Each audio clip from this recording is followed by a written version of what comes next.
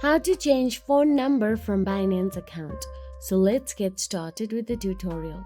First of all, open the Binance app on your mobile device and make sure you are logged into your Binance account.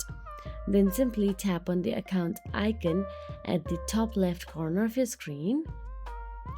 Then again tap on the profile section at the top and go to the security option available in there.